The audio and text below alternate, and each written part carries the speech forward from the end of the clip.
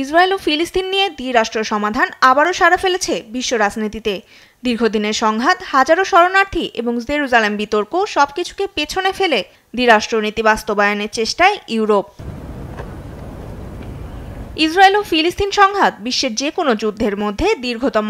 ফিলিস্তিনকে রাষ্ট্র হিসেবে স্বীকৃতি দেওয়ার আন্তর্জাতিক প্রক্রিয়াও চলছে বহু দশক ধরে। 1993 সালের অসলো চুক্তি দুই রাষ্ট্রের এই সংঘাত সমাধানের পথ তৈরি করে দিয়েছিল, কিন্তু হামাসের সশস্ত্র হামলা, সাবেক ইসরায়েলি প্রধানমন্ত্রী আইজাক রবিনের হত্যাকাণ্ড, জেরুজালেম ইস্যুতে অচলাবস্থা এবং একের পর এক সহিংসতা সে পথে বাধার সৃষ্টি করে। 2014 সালে জাতিসংঘের আরেক আলোচনাও ব্যর্থ হয়। বর্তমানে ফিলিস্তিনের বেশিরভাগ ভূখণ্ড ইসরায়েলের নিয়ন্ত্রণে থাকায় এবং গাজায় হামাসের আধিপত্য থাকায় স্বাধীন রাষ্ট্র হিসেবে ফিলিস্তিনের প্রতিষ্ঠা আরও জটিল রূপ নিয়েছে।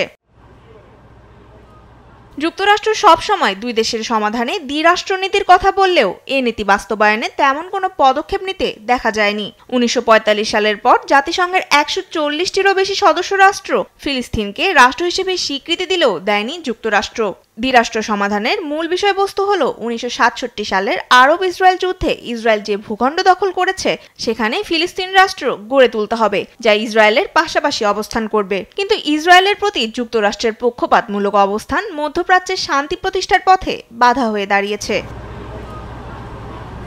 তবে সম্প্রতি ফিলিস্তিন নিয়ে সোচ্চার হয়েছে আন্তর্জাতিক মহল। চলতি মাসে ব্রিটেন, ফ্রান্স, পর্তুগাল, বেলজিয়াম এবং লুক্সেমবার্গ সহ বিভিন্ন রাষ্ট্র ফিলিস্তিনকে স্বাধীন রাষ্ট্র হিসেবে স্বীকৃতি দেয়ায় দ্বিরাষ্ট্র সমাধানের আলোচনা নতুন করে সামনে এসেছে। বিশেষজ্ঞরা মনে করছেন, আন্তর্জাতিক মহলের সমর্থন এবং ইসরায়েলের উপর চাপ সৃষ্টি ফিলিস্তিনের স্বাধীনতা অর্জনের সম্ভাবনাকে বাড়াতে পারে।